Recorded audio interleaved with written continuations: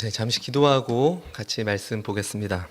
우리의 유일한 소망이신 하나님, 주님만 우리가 평생 예배하며 섬기며 살아가기를 원합니다. 우리의 인생이 평생 주님을 찾고 알아가는 것에 있기를 소망합니다.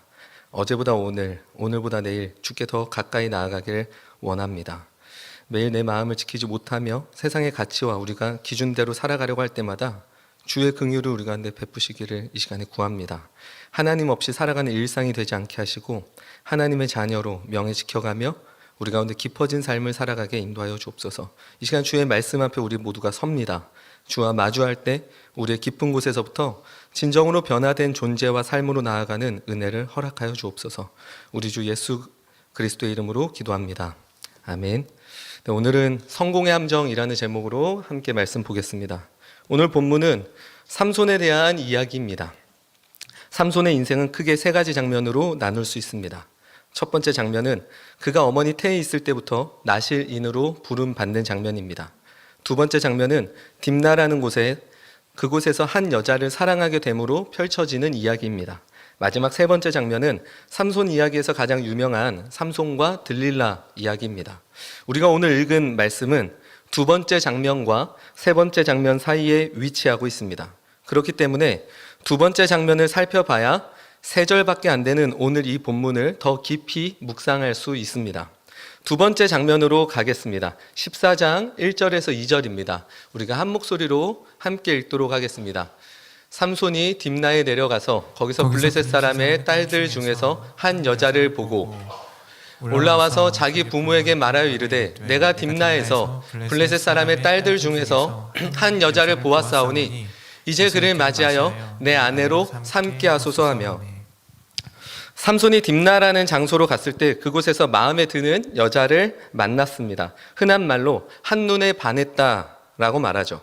그래서 당시 사회 통념상 자식이 부모에게 먼저 결혼 상대를 정할 수 없었음에도 불구하고 부모님께 가서 그 여자를 자기 아내로 삼게 해달라고 요청합니다. 그렇게 해서 부모님과 딥나로 내려갔었고 그 과정에서 젊은 사자를 찢어 죽이고 그 시체에 손을 대고 그곳에 있는 꿀을 먹고 자기 부모님에게도 갖다 드립니다. 이쯤 되면 삼손과 딥나의 한 여자와의 어떤 로맨틱한 사랑 이야기보다는 무슨 사건이 시작되겠구나 하는 생각을 우리는 성경을 읽으면서 해볼 수 있습니다. 삼손은 딥나로 내려가 그곳의 사람들에게 잔치를 열어줬습니다. 그리고 그곳에서 수수께끼를 냈는데 그 문제를 블레셋 사람들이 삼손의 아내를 협박해 답을 알아냈고 결국 삼손은 내기에서 지게 됩니다. 내기에서 진 삼손은 그들에게 배옷과 겉옷을 30벌씩 줘야 했는데 그것을 마련하기 위해 에스글론에 내려가 엄한 사람 30명을 쳐 죽이고 그들에게 배옷과 겉옷을 갖고 옵니다. 삼손은 엎친 데 덮친 격으로 자신의 사랑하는 아내마저 다른 사람에게 빼앗기게 됩니다. 화가 난 삼손은 여우 300마리 꼬리를 묶어 블레셋의 곡식당과 포도원을 모두 불태워버립니다. 드디어 블레셋과 삼손의 대결이 시작되는 것 같습니다. 삼손은 유다 사람들에게 지금이 기회니 블레셋을 치자 말합니다. 하지만 유다 사람 3,000명은 그렇게 하지 않겠다 말합니다. 오히려 너를 결박해서 블레셋에 바치겠다 이렇게 말을 하죠. 그렇게 블레셋 군사들 앞에 가게 된 삼손은 하나님의 능력으로 1,000명이나 되는 블레셋 군사들을 물리칩니다.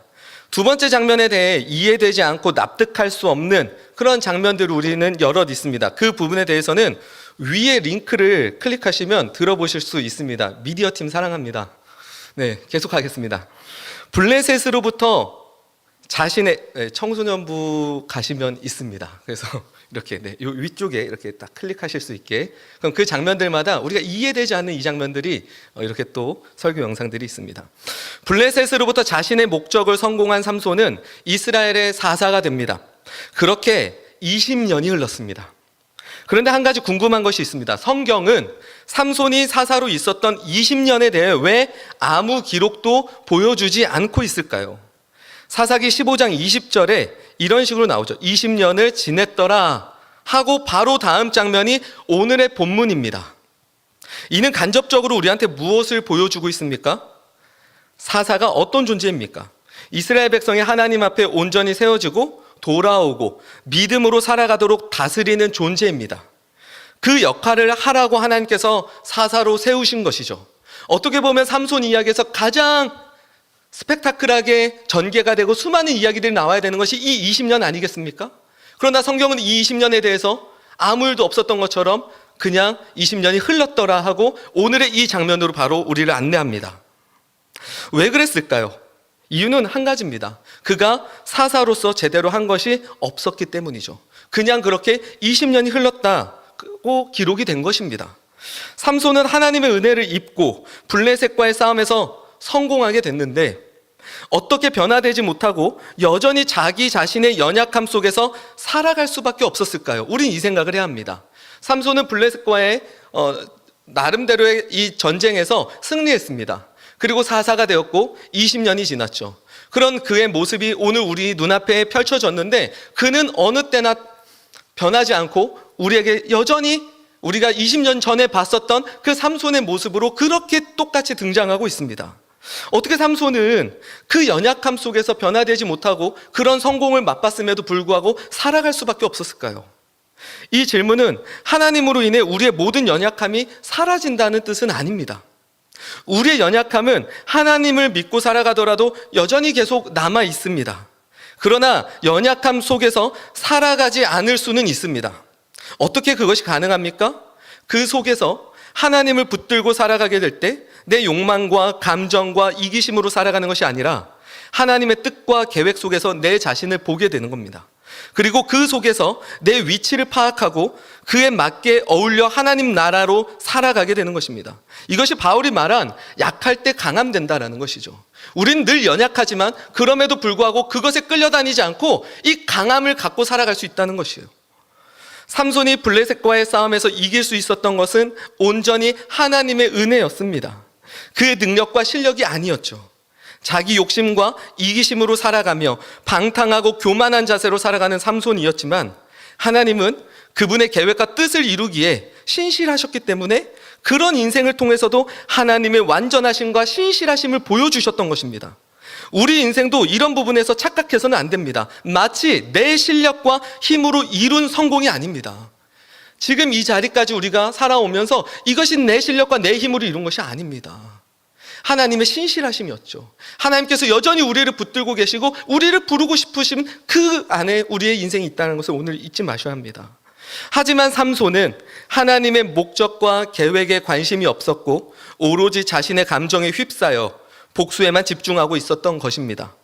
그렇게 얻은 승리와 성공은 오히려 그를 더 완고하게 만들어가는 것을 20년이 흐른 이 장면에서 우리는 볼 수 있습니다. 그렇다면 오늘 이 장면을 함께 보겠습니다. 20년이 지난 오늘 이 장면에 주목해 봅시다. 먼저 어떤 일이 일어나고 있습니까? 16장 1에서 3절이죠. 다시 한번 우리가 읽도록 하겠습니다. 16장, 사사기 16장 1절에서 3절입니다. 시작. 삼손이 가사에 가서 거기서 한 기생을 보고 그에게로 들어갔더니 가사 사람들에게 삼손이 왔다고 알려지매 그들이 곧 그를 에워싸고 밤새도록 성문에 매복하고 밤새도록 조용히 하며 이르기를 새벽이 되거든 그를 죽이리라 하였더라.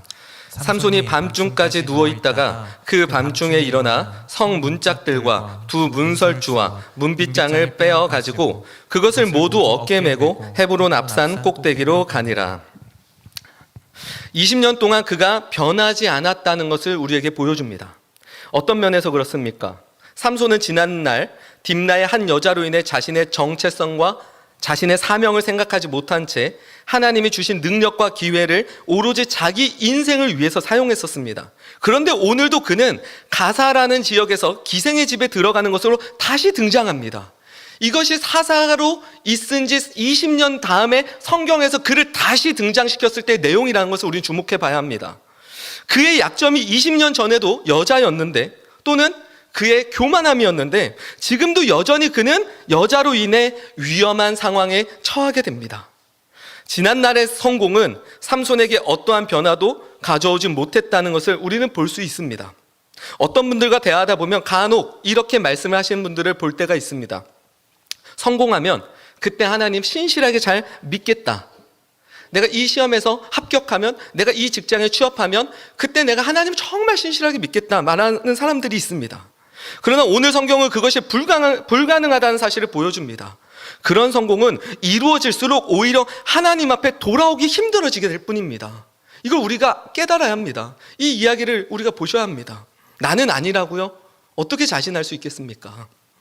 삼손은 지난날에 성공해서 하나님의 은혜를 경험했음에도 불구하고 그것을 인지하지 못했어요. 하나님은 하나님의 신실하심을 이루셨고 그 속에서 삼손이 무엇을 깨달아야 됐을까요? 만일 그의 성공에서 하나님의 은혜를 누렸다면 그는 어떻게 변했을까요? 그에게 인격적인 변화가 찾아오게 됐을 것입니다. 그가 블레셋과의 이 전쟁이 자신의 어떤 욕심과 분노와 여러 복수심으로 시작했지만 하나님께서 이 일 가운데 하나님의 신실하심을 행하고 계시구나, 나에게 하나님께서 지금 은혜로 나를 돕고 계시는구나, 이것을 삼손이 느꼈다면 그는 인격적인 변화가 시작됐을 수 있었습니다. 예를 들면 환경이 전부라 생각했던 사람이 환경에 의해 수시로 변하는 자신의 정체성에서 이제는 하나님으로 인해 자기 정체성을 찾고 그곳에서부터 살아가게 되는 것이죠. 우리가 하나님을 인격적으로 만났을 때가 언제입니까? 그동안 나를 붙들고 있었던 수많은 자기 정체성들이 다 무너지고 오직 하나님 안에 나의 정체성을 찾기 시작하는 것이죠. 이게 인격적인 하나님을 만날 때 우리 안에 시작되는 변화들입니다. 또 다른 예는 인생의 편함이라는 기준으로 모든 것을 선택하고 살아가는 사람이 이제는 편함의 기준에서 가치의 기준, 하나님 나라의 기준으로 살아가게 되는 것을 말합니다. 이런 일들이 언제 가능해집니까? 우리가 예수 그리스도를 깊이 묵상하고 하나님을 인격적으로 만나며 그 은혜를 깊이 누릴 때 우리는 자연스럽게 하나님 나라의 백성으로 이 성화의 과정을 경험하게 됩니다. 그러나 20년이 지난 삼손의 모습에서는 여전히 자기 한계 속에 갇혀 인생을 살아가는 모습을 볼 수 있습니다. 그래서 오늘 우리는 성공에 대해서 좀 이야기를 해보려고 합니다. 성공에 대해 생각해 봅시다. 대부분의 사람들은 성공을 꿈꾸며 살아가고 있을 것입니다. 실패를 꿈꾸며 살아가는 사람이 누가 있습니까? 하지만 성공을 막연하게만 생각하고 있지 실제로 깊이 생각하고 고민하고 있는 사람들은 거의 없습니다. 그렇기 때문에 무엇을 성공이라 하는지, 성공한 이후의 장면이라든지 이 모든 것은 생각하지 않고 그냥 성공만 하고 있는 것이 우리의 현실입니다. 성공이 무엇입니까? 일반적으로 사람들은 성공을 경제적 풍요로 생각하거나 시간적 여유가 있는 인생을 성공이라고 말합니다. 또는 관계적으로 안정을 누리는 삶을 성공이라 말합니다. 성공을 하기 위해서는 우리에게 시간과 에너지가 필요합니다. 그런데 만일 그 지점에 갔을 때 이것이 성공이 아니라고 한다면 그때는 어떻게 될까요? 이런 생각을 오늘 이 예배 가운데 한 번쯤은 해보기를 바랍니다. 오늘의 이 설교에서 이 질문이 여러분들에게 시작될 수만 있다면 저는 설교자로서 제가 해야 될 일을 했다고 생각하고 전 내려올 수 있습니다. 만일 내가 생각하고 있는 지금 그 성공이라는 것이 마지막 그 지점에 갔을 때 이것이 성공이 아니라면 과연 어떨까요? 내 인생의 모든 에너지와 시간을 소모했는데 그것이 성공이 아니라 실패일 수도 있다는 것을 우리는 어떻게 알 수 있습니까? 가장 첫 번째는 그것이 우리의 죽음의 문제를 해결해 줄 수 있냐라는 이 질문에 답해 보는 것입니다. 내 인생의 유일한 성공이라고 지금 내 모든 에너지와 내 모든 것들을 다 바치면서 이루고 있는 그 일이 우리 인생의 마지막에 있는 그 죽음이라는 문제 앞에 답을 줄 수 있냐라는 것이죠. 그것을 한번 생각해 보라는 것입니다. 경제적인 성공, 시간의 성공, 관계적인 성공이 여러분들의 죽음의 문제 앞에서 끝까지 지켜줄 수 있습니까? 그렇지 않다면 과연 그것이 우리 인생의 성공이라고 정말 말할 수 있습니까? 죽음에 대해 우리는 매일 생각해 봐야 합니다. 죽음은 우리가 누구인지, 어떻게 살아가야 하는지 답하는 그 과정입니다. 최근에 8월 19일 초판 발행된 팀 켈러 목사님이 죽음에 관하여라는 책을 쓰셨습니다. 그래서 저도 어제 이제 검색을 해서 찾았는데 제가 교보문고에 있는 한 권을 제가 오늘 사왔습니다. 제가 이걸 읽고 필요하신 분들은 제가 꼭 대여를 해드리겠습니다. 무진장 얇습니다. 죽음에 관하는데 저도 아직 지금 한 5페이지밖에 못 읽어봤습니다. 무진장 궁금합니다. 죽음에 대해서 어떻게 우리가 생각하며 살아가야 되는지. 다시 돌아와서 죽음이라는 그 문제 앞에서 내가 인생에서 이루고자 하고 있는 그 성공이 답을 정말 줄 수 있겠냐? 그 질문을 해보셔야 합니다. 두 번째 질문은 그 성공이, 내가 지금 추구하고 있는 그 성공이 내가 누구인지, 나라는 한 사람의 인생은 왜 있는 것인지 그것을 안내하고 있는가? 이 질문을 해보셔야 합니다. 내가 돈을 버는 게 내 인생의 성공이라고 생각하고 있어요.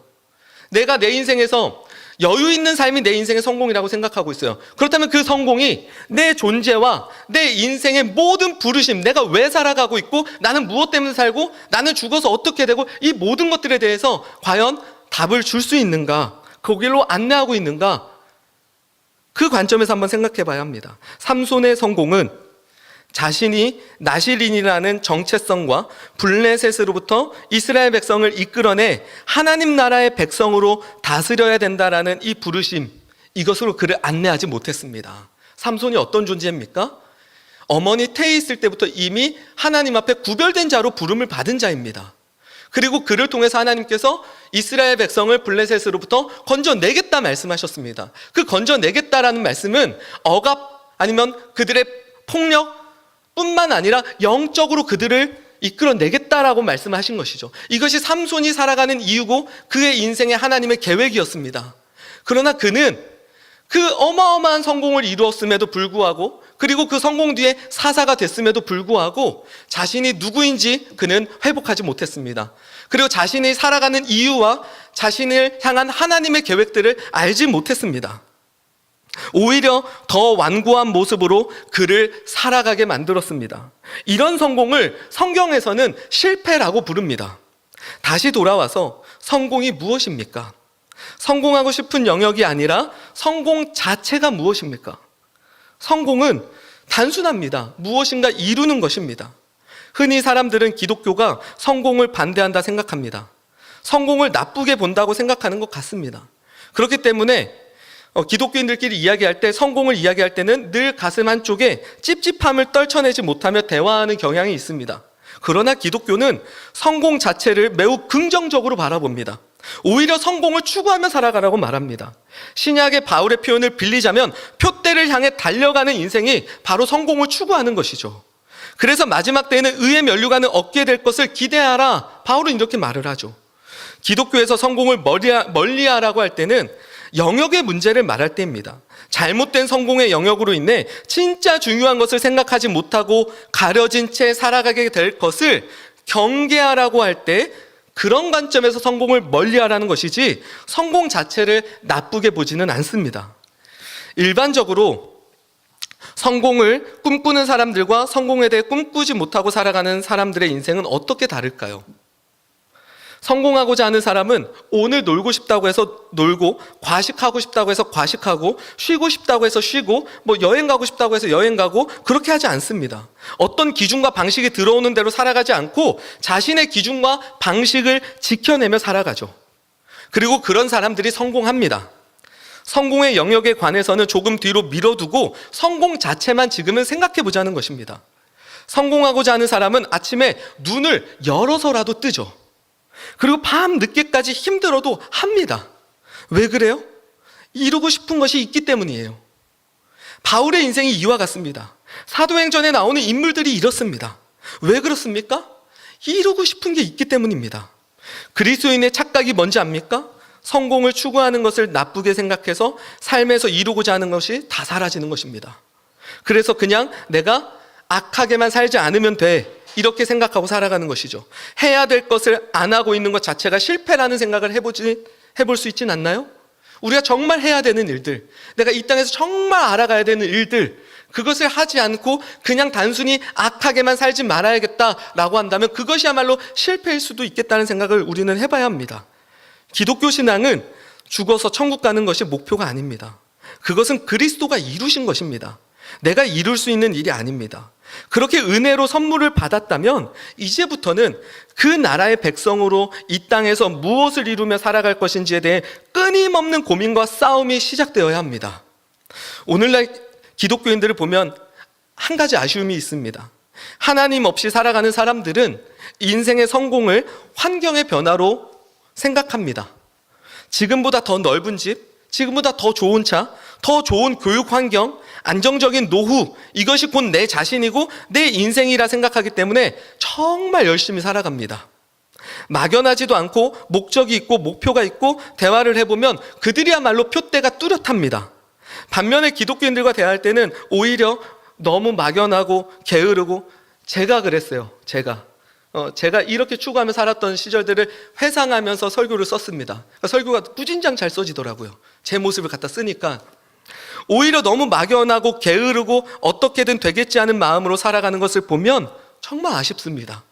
우리가 갖고 있는 성공이 무엇입니까? 진짜 이루고자 하는 거. 우리가 말하는 우리의 성공이 세상에서 말하는 세속 사람들이 말하는 성공보다 더 진짜가 맞고 중요한 것이라면 그들의 열정과 열심에 과연 우리가 밀릴까요? 저는 이 질문을 제 자신에게 스스로 해봤어요. 내가 진짜 이 복음으로 살아가는 거, 하나님 뜻대로 사는 것이 이것이야말로 내 인생의 진짜 성공이라면 내가 정말 내 열정과 내 열심에 밀릴까? 지난날 우리 공동체는 이런 대화가 있었던 적이 있었습니다. 새벽 2시에도 부르면 다 같이 나올 수 있는 공동체. 다시 떠올랐어요. 새벽 2시에도 부르면 모두가 다 같이 그냥 일어나서 정말 다 같이 나와서 그 사역의 현장에 들어갈 수 있는 거. 세상 사람들은 회사에서 그렇게 부르면요, 짜증부터 내고 화부터 나고 어쩔 수 없이 나옵니다. 그러나 예수로 살아가며 예수의 뜻을 이 땅에 이루며 살아가는 기독교인들에게 새벽 2시는 중요한 문제가 아닌 게 됩니다. 세속을 추구하는 사람들은 이해할 수 없는 것이죠. 그들도 똑같이 열심을 낼 수 있고 열정을 낼 수는 있지만 그들의 마음에는 무엇이 있습니까? 짜증이 있고 화가 있죠. 왜 회사는 새벽 2시까지 나를 불러내는 거야? 왜 지금은 근무 시간이 아닌데 왜 나한테 이렇게까지 요구하는 거야? 근데 기독교인들을 보니까 아니 저 사람들은 도대체 새벽 2시에 왜 저렇게 웃으면서 갈까? 아니 저 사람들 무슨 좋은 일이 생겼나? 저 사람들 열심? 우리 열심과 뭔가 좀 달라. 저 사람들 열정 뭐지 도대체? 저 사람들 왜 저렇게까지 움직이는 거야? 이해할 수 없을 거예요, 그들은. 도대체 뭘 믿길래 이렇게 되는 거지? 내가 이제까지 추구하던 기준과 방식과는 전혀 상상이 안 되는 방식으로 살아가는 것이 그리스도인이 될 수 있다는 것이에요. 성공에 대한 분명한 인식은 우리를 해롭게 하지 않습니다. 무엇을 간절히 이루고자 하는 사람과 그렇지 않은 사람의 하루는 정말 큰 차이가 있을 수밖에 없습니다. 이제 마지막으로 우리는 무엇을 성공해야 합니까? 저는 한 가지 작은 성공을 했습니다. 설교가 길지 않을 것 같습니다. 예, 같이 함께 빠르게 달려왔습니다. 마지막으로 우리는 무엇을 성공해야 합니까? JYP를 아실 거예요. 박진영 씨죠. 이 사람이 음악 분야에서 흔히 말하는 세속의 성공을 이룬 사람입니다. 그가 작사 작곡한 곡만 해도 평생 놀고 먹고 살 수 있을 거예요. 그뿐만 아니라 음악가로서 명성도 이룬 사람입니다. 그런데 어느 날 이 사람이 모든 일을 다 멈추고 예루살렘으로 갑니다. 왜요? 자신의 인생이 이제까지 성공했다고 생각했지만 그게 진짜 성공이 아니라는 사실을 알게 된 거예요. 어느 날 죽음이라는 그 두 단어 앞에 자신이 이제까지 갖고 있었던 모든 신념과 자신이 이루은 모든 업적과 그런 모든 성공들이 아무것도 자신에게 평안을 줄 수 없다는 것을 그가 깨달았어요. 매우 두려웠다라고 합니다. 그래서 안 되겠다 하고 그는 예루살렘을 떠났습니다. 그리고 그곳에서 3개월 동안 열심히 성경을 공부하고 왔다고 합니다. 그리고 나서 성경을 공부하고 나서 그가 이젠 어느 정도 내가 어떻게 태어났고 내가 어떻게 와서 어떻게 가는구나, 이런 모든 것들을 이제 성경을 통해서 그가 알게 됐고 충분히 이해를 하게 됐다라고 말합니다. 이 사람이 어떤 거에 대한 질문이 시작된 겁니까? 존재의 성공에 대한 질문이 시작된 것입니다. 그동안 인생을 잘 먹고 잘 사는 거, 말 그대로 돈을 많이 벌고 부자가 되는 거, 성공하는 거, 내 분야에서 유명해지는 거, 이 모든 것들이 성공이라고 정말 달려온 사람입니다. 근데 그 끝에 가보니 자기가 생각했던 그 지점이 아닌 거예요. 자신이 여전히 초라하고 자신이 여전히 두렵고 자신이란 존재는 그렇게 대단하지도 않고 죽음이란 그 단어를 넘어설 수 없다라는 것이죠. 그때부터 그가 시작이 된 겁니다. 내가 존재의 성공을 이루지 못했구나. 존재의 성공. 이 박진영 씨는 적어도 무엇이 성공인지에 대해 보여주는 장면이기에 제가 예화로 소개를 드렸습니다. 그렇다면 삼손에게 진짜 성공은 무엇이었을까요? 자신의 존재의 성공을 이루었어야 했습니다. 삼손에게 성공은 자신이 하나님 앞에 구별된 자라는 사실을 알았어야 했어요. 그 전에 그는 죽은 시체를 그냥 만지기도 하고 그곳에 있는 꿀을 떠먹기도 합니다. 자신이 어떤 존재인지 망각하고 살아가고 있었어요. 심지어 당시 잔치를 베풀었다는 이 단어를 찾아보면 술자리를 마련했다라고 이해가 됩니다. 그리고 많은 학자들은 삼손이 술을 먹었을 것이다 라고 말하는 주석들도 꽤나 있습니다. 삼손에게 진짜 성공이 무엇인지 잘 세워져 있었다면 그는 어떻게 됐을까요? 20년이 지난 이 장면이 오늘 우리가 읽은 이 장면이 아니었을 수도 있습니다. 두 번째 진짜 성공은 내 인생을 통해 하나님이 이루실 일을 바라보고 그것을 향해 나아가는 것입니다. 이를 바울은 디모데후서 4장에서 선한 싸움이라 말합니다. 그리고 그 싸움 이후에 의의 면류관이 자신에게 주어질 것을 말함으로써 자신의 인생은 성공한 인생임을 간접적으로 드러내고 있습니다. 우리의 인생이 바로 이 선한 싸움이 있어야 되고 이 선한 싸움을 끝까지 이루어내는 것이 우리 인생의 궁극적인 성공이 되어야 합니다. 오늘 말씀을 정리하자면 두 가지입니다. 어떤 성공을 추구하며 살아가고 계십니까? 그리고 그 성공이 정말 내 인생의 모든 것들에 대해 답을 해줄 수 있습니까? 성경에서는 오늘 특별히 이 삼손 이야기에서는 우리는 두 가지를 살펴봤습니다. 삼손은 자신의 인생의 유일한 진정한 승리와 성공은 내가 어떤 존재이고 그리고 나라는 존재가 앞으로 이 땅에서 어떻게 살아가야 되는가 라는 이 질문이 시작되고 그것을 알았어야 했습니다. 그것이 기독교인들이 가져야 될 진짜 성공이지 않겠습니까? 진짜 성공이지 않겠습니까?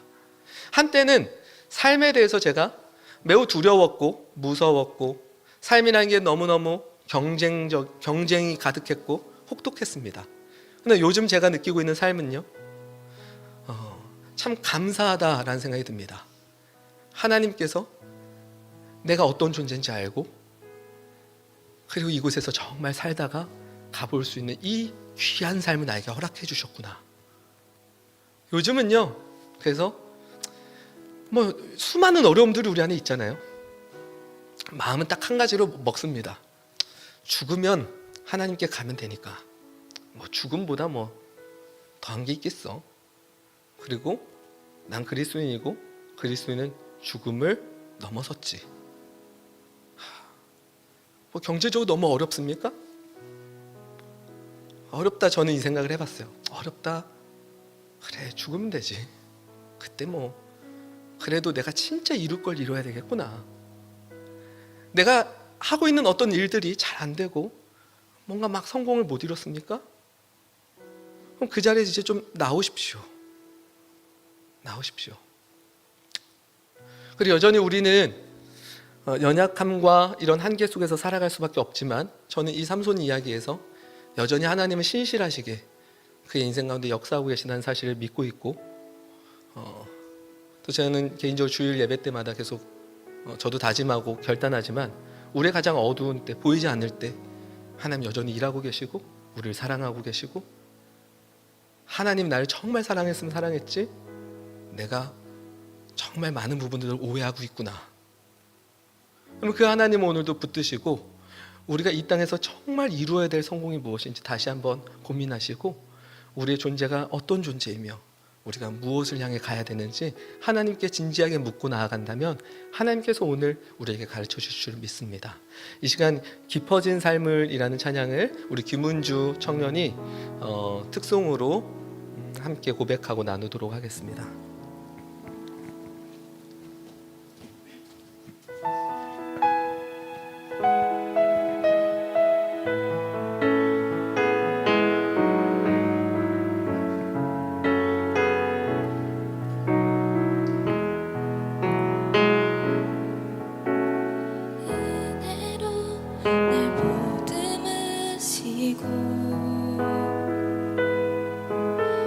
사랑으로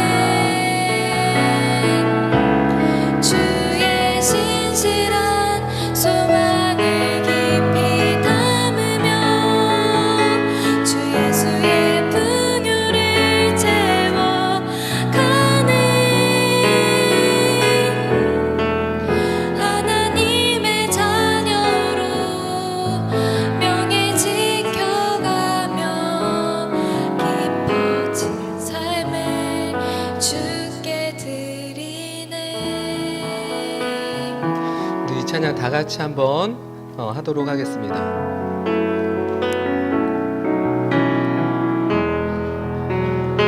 은혜로 땅내로 날 보듬으시고 사랑으로 품어주셔도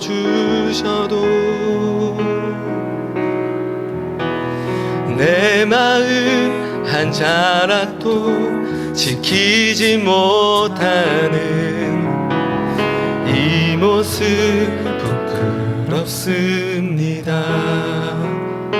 따스한 곁을 내어주신 주님 앞에 나아갑니다.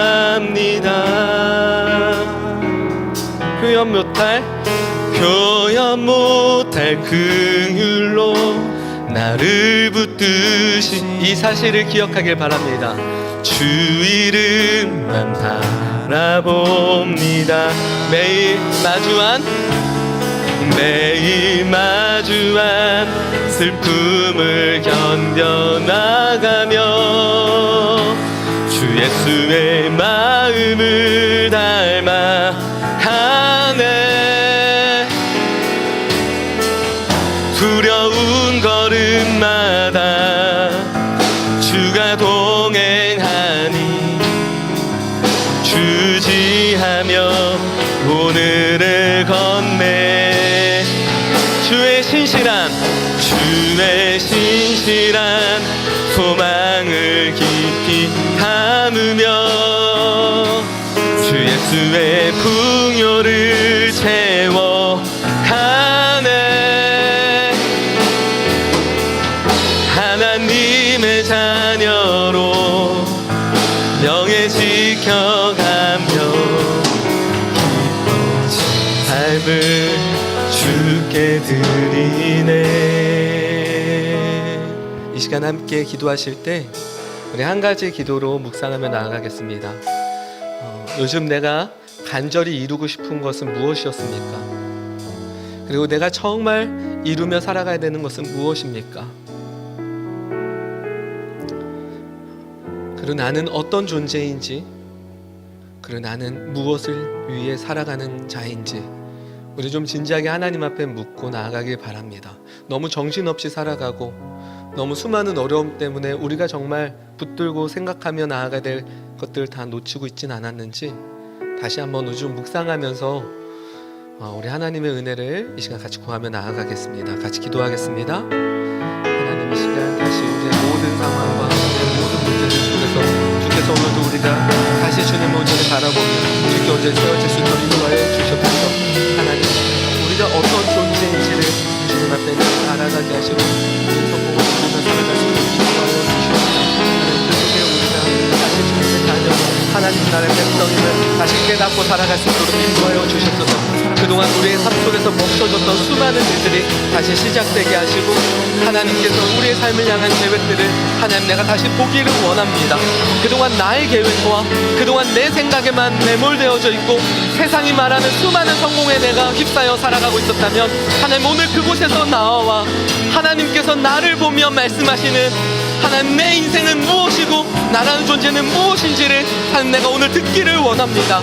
그리고 그곳에서부터 하나님 한 걸음씩 주님 앞에 걸어가기를 원합니다. 하나님 그 소망이 오늘도 우리를 하여금 살아가게 하시고 인도하여 주시옵소서. 하나님 그 성공이 우리의 인생의 끝까지 하나님 붙들고 나아갈 수 있도록 인도하여 주시옵소서. 주께서 우리를 붙드시고 인도하실 줄을 믿습니다. 하나님 그 주님의 놀라운 은혜가 오늘도 우리 가운데 있게 하여 주시옵소서. 주님의 그 긍휼을 오늘도 우리 가운데 베푸시고 그 긍휼 가운데 오늘도 온전히 나아갈 수 있도록 인도하여 주시옵소서. 하나님 우리를 온전히 붙잡아 주시고 이끌어 주시옵소서. 하나님의 놀라운 그 은혜 가운데 서게 하여 주시옵소서. 하나님께서 우리를 붙잡아 주시고 역사하여 주시옵소서.